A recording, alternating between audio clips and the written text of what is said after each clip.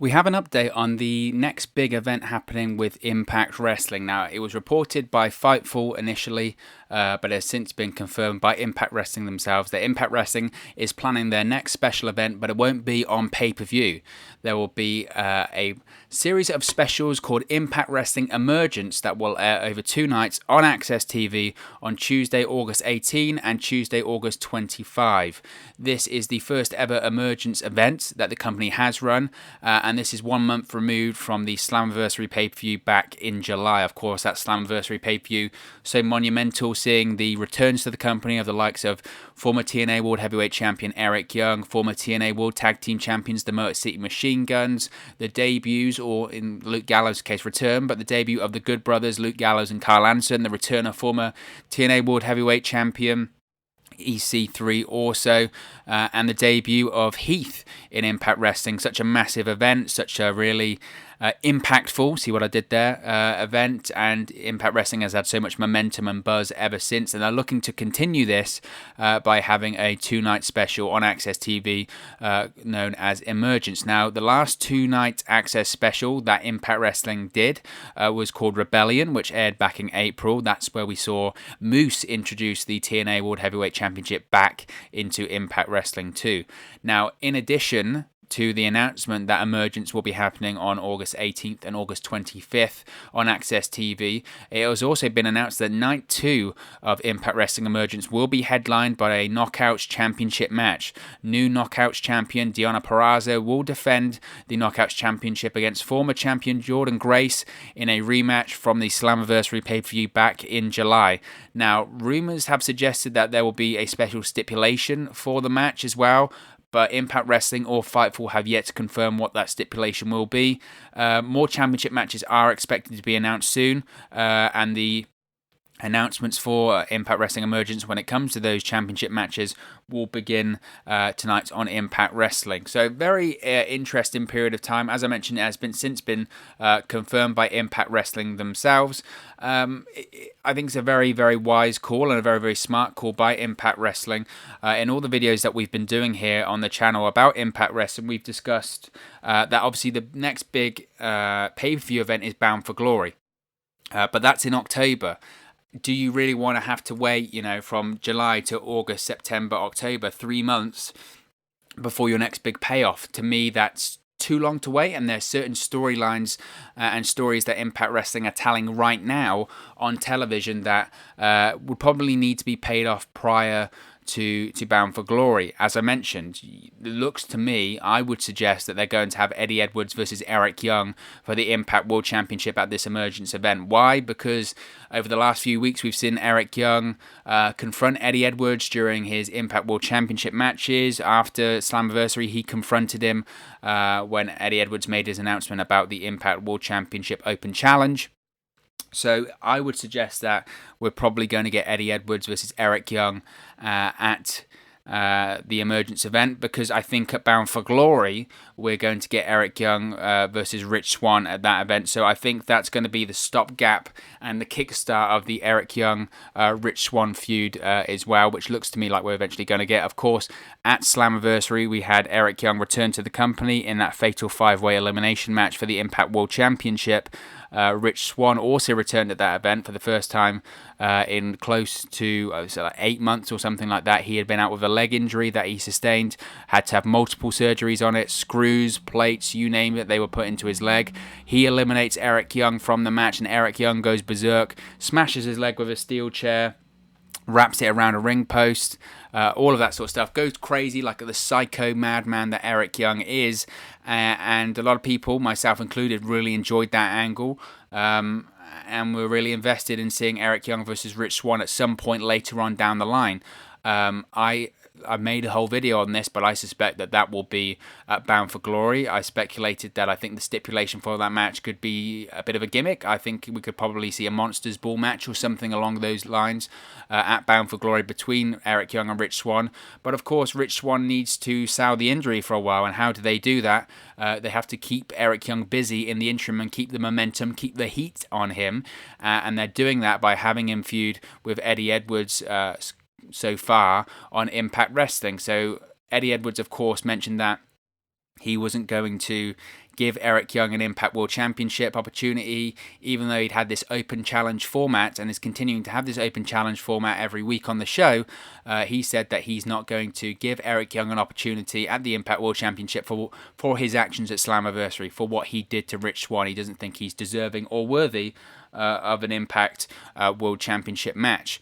However, we know this is professional wrestling. At some point, of course, we're going to get Eddie Edwards versus Eric Young, and I think that is going to be at the Emergence event, and which I think Rich Swan will get involved in that match, and then that will lead to the Eric Young versus Rich Swan match at Bound for Glory.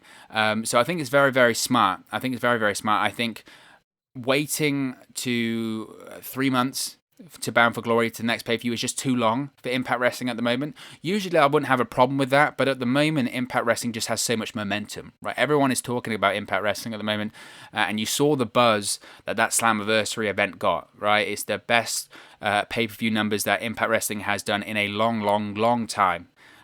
July was the best month for Impact Wrestling on social media and certain streaming services. They had their best month on YouTube, they had their best month on Instagram, they had their best month on Twitter.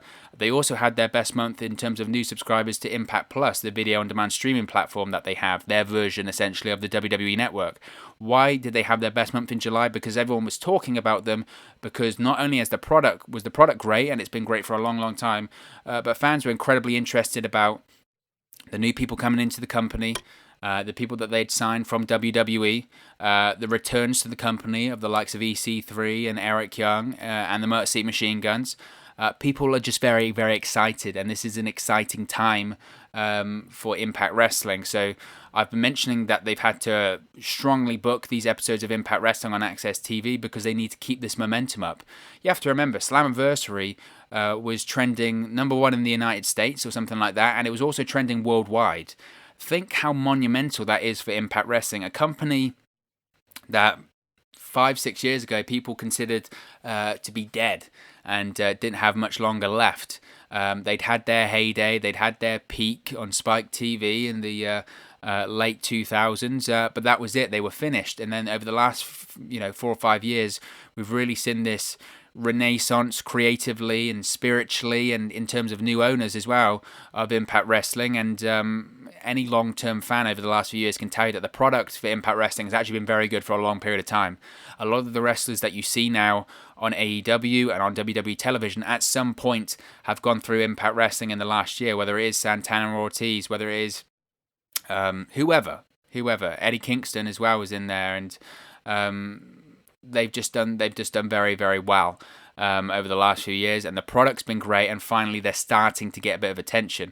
You look at Luke Gallows and Carl Anderson. I would suspect at this Emergence event they're probably going to be facing Ace Austin and Madman Fulton. That's been the feud on Impact Wrestling television recently for them.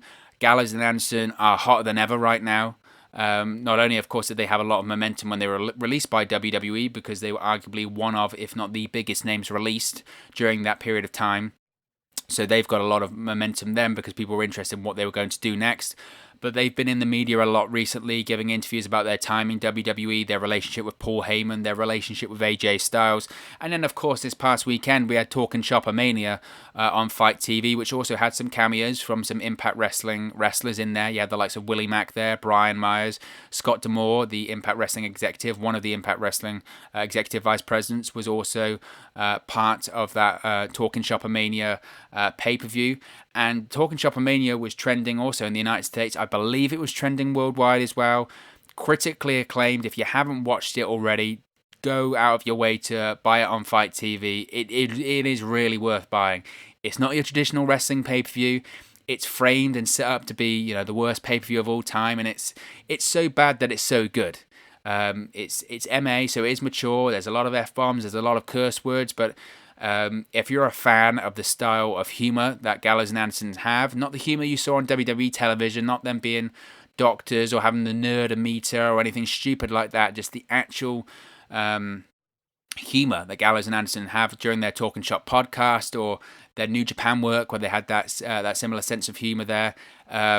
Watch Talkin' Shop Mania. It's fantastic. It's absolutely brilliant. So they've got a ton of momentum now, and as I mentioned, I think they'll face probably Ace Austin and Madman Fulton heading into that show.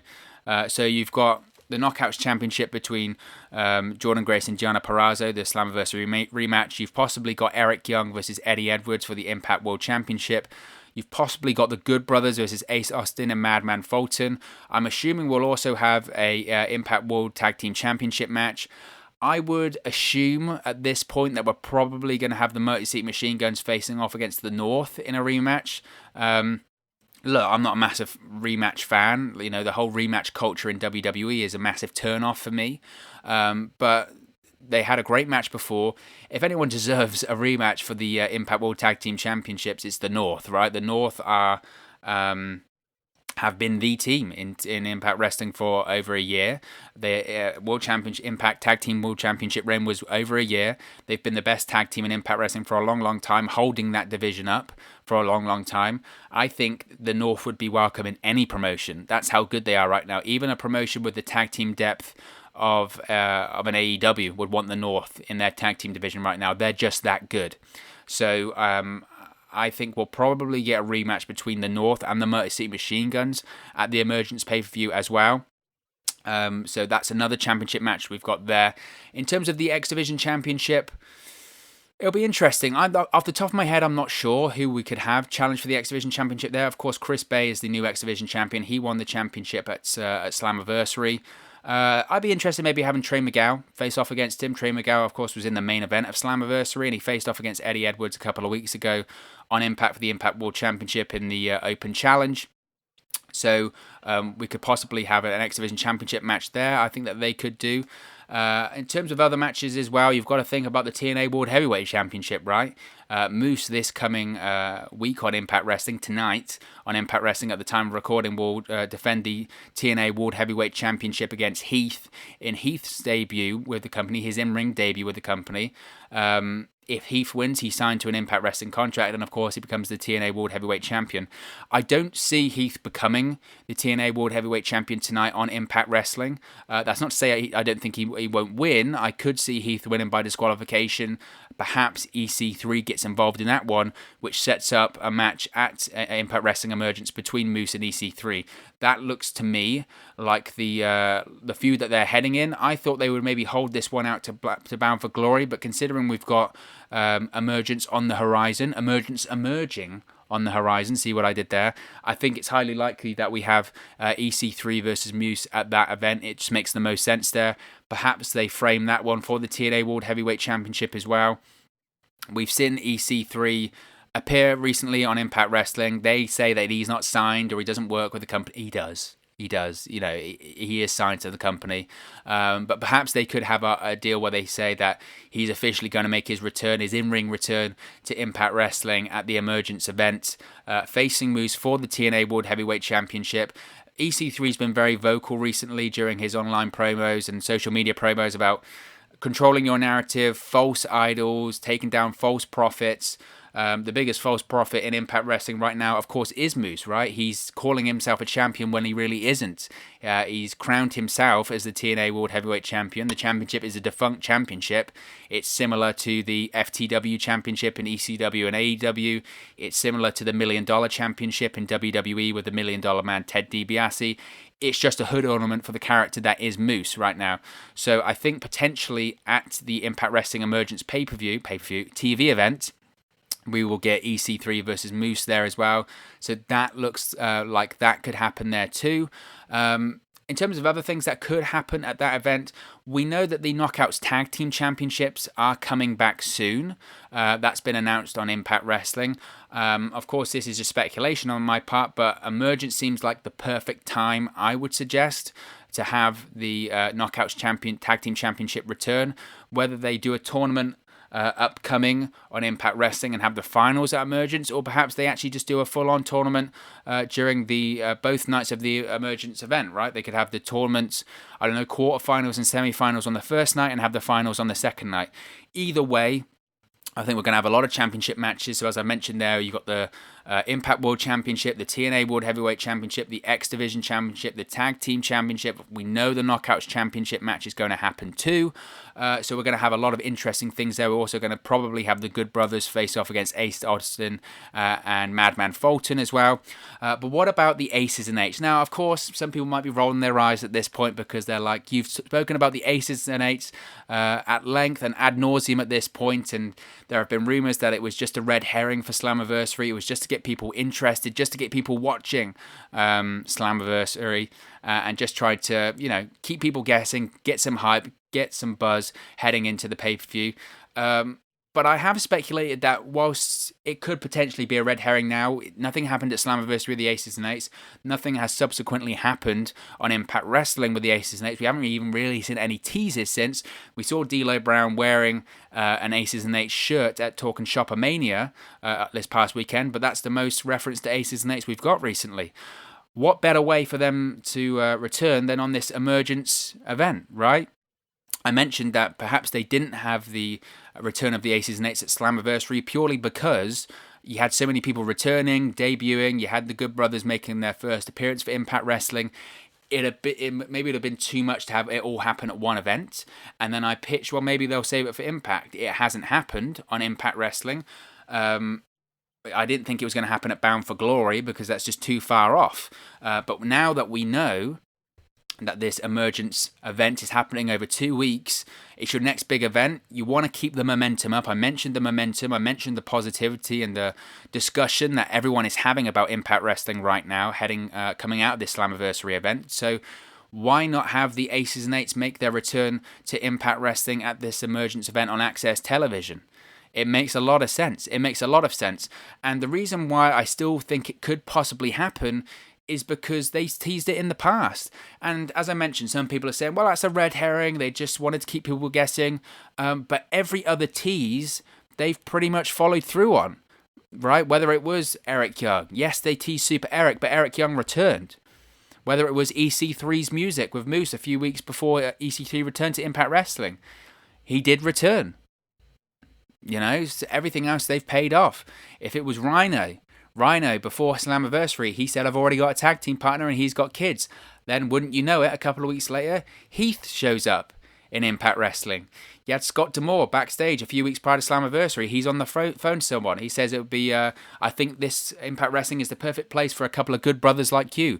Wouldn't you know it, a couple of weeks later, the Good Brothers make their debut for Impact Wrestling as soon as their midnight hit and their contract had expired, their non-compete clause and their contract had expired with WWE.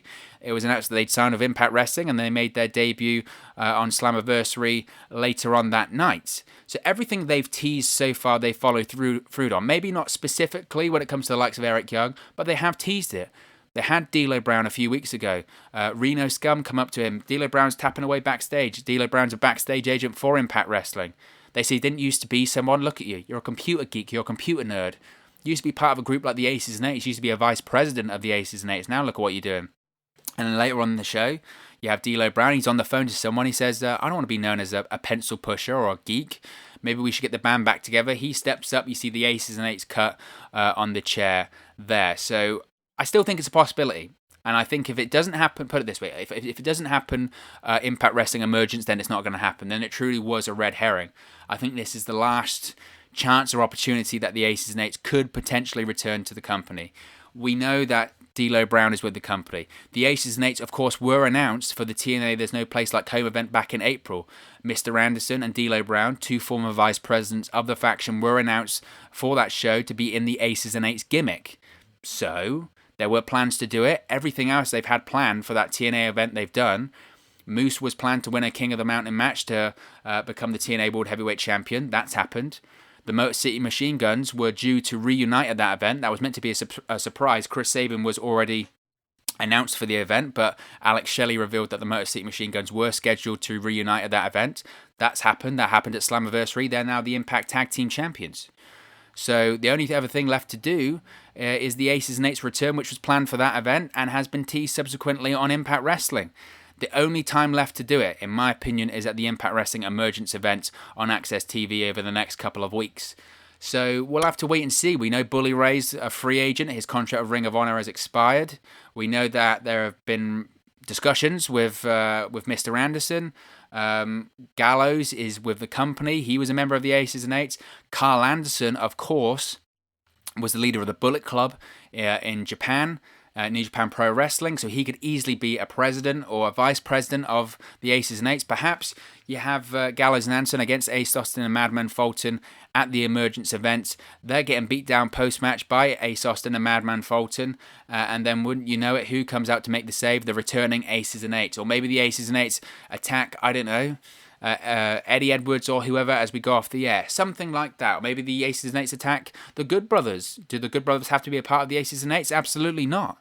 So there's a lot of ways that Impact Wrestling could do this, and I think, as I mentioned earlier on, I think the Emergence pay-per-view, it's not pay-per-view, it's TV event, the Emergence event on AXS Television is the last real opportunity, in my opinion, that the Aces and Eights could potentially return to Impact Wrestling. So we'll have to wait and see whether they follow through on that and see if we get any more teasers on Impact Wrestling going forward. But exciting. I think it's absolutely the right move by AXS TV and Impact Wrestling.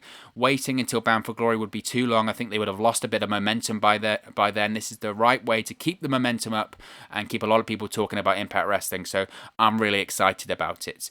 But of course, as always, this is just one man's opinion. What are your thoughts on Impact Wrestling Emergence to happen on AXS TV over the next few weeks? What are your predictions for both nights?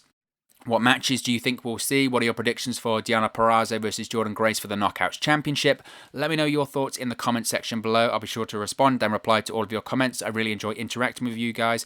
If you have enjoyed this video, please do give us a like. It really does help us out on YouTube, go up the rankings and get into people's recommendation feeds. But most importantly, if you haven't already, please do subscribe to Wrestle News 365. You can do that by clicking the bottom right hand corner of the screen right now, or if you wait a few seconds, there'll be a subscribe button at the end of this video, along with another video for you to watch. We're over 600 subscribers now. Our next aim is to get to 700 subscribers on that long road to 1,000 subscribers. Once we get to 1,000 subscribers, we'll be able to do a lot more watch-alongs, live streams, reactions, all of that fun stuff. It's a lot easier to do that once we get to 1,000. So if you haven't already, please do subscribe to Wrestle News 365. If you have subscribed already, just know that I'm very, very thankful for anyone that listens and watches these videos. I really do appreciate it. It's incredibly humbling, and you are the reason that I continue making these videos. So I really do appreciate it. You can also follow us on our social media platforms. The handles are on the screen right now. The links are in the description box below. It's at 365 Wrestle on Twitter and at Wrestle News 365 on Facebook and Instagram. Should be sure to give us a like or a follow there if you haven't already. Thank you very much for watching, listening, streaming, or however you come across this video today. And I'll speak with you again very, very soon. Hey guys, thank you for watching, listening, streaming, or however you come across this video today. Be sure to click on the video on the right there to watch our next video, or click the bottom there to subscribe, or the bottom right hand corner. Thank you very much, and I'll speak to you again very soon.